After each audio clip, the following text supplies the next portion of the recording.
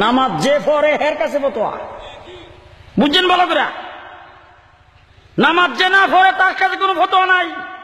চুরির বিরুদ্ধে কোনো ফতোয়া নাই, হারাহাজারির বিরুদ্ধে কোনো ফতোয়া নাই, সন্ত্রাসের বিরুদ্ধে কোনো ফতোয়া নাই, মারামারির বিরুদ্ধে কোনো ফতোয়া নাই, ডাকাতের বিরুদ্ধে কোনো ফতোয়া নাই, চাঁদাবাজের বিরুদ্ধে কোনো ফতোয়া নাই, ঘুষখোরের বিরুদ্ধে কোনো ফতোয়া নাই। মসজিদের মধ্যে ফতোয়া দিয়া গন্ডগোল লাগাও। একদল কামিন আর একদল গায় এই লাগলো মসজিদে গন্ডগোল। আপনাদের দেশ বোধ এখনো নাই।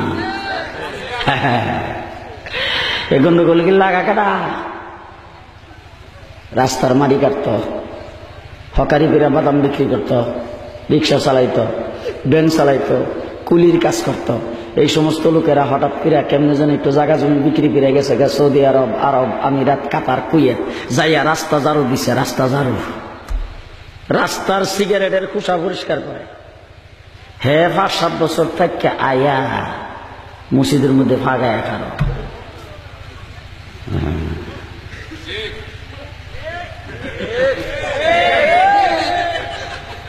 আমিন করে ডাক দেতা হে।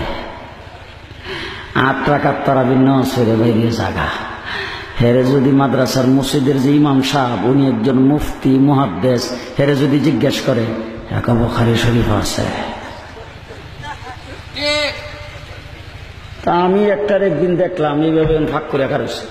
তা খারছে পরে আমি হেরে করলাম, বলে কি ফাঁক করে খারছ কি লেগে? বুখারী শরীফ আছে। আমি বললাম তুই বুখারী কোন মাদ্রাসা পড়ছ? বলে আমি বুখারী বাংলা ডেইলি পড়ি। তাই তুই বাংলা যখন পড়ছ তোর লগে বুখারী লই আমার কোনো তর্ক নাই।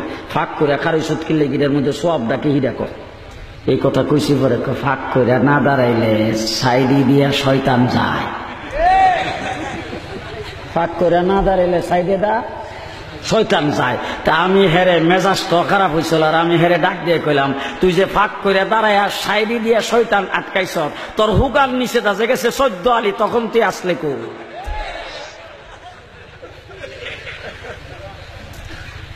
ঘটনা কি? এখন আমি দেখেন আপনাদেরকে দলিলা দিল্লা দিয়া হাদিস কোরআন কইয়া এইসব এলেম কালাম আমার না। আমি বড় জাহেল মানুষ, আমি সুজা বাংলাটা বুঝি। বাংলাটা যদি আপনারা বুঝেন তাইলে ভালো, এটা বুঝতে থাকেন। এটা হইল আল্লামা নুরউদ্দিন গফরপুরী সাহেব চিনুন? উনি কি পড়াইতো? রাস্তায় কি পড়াইতো?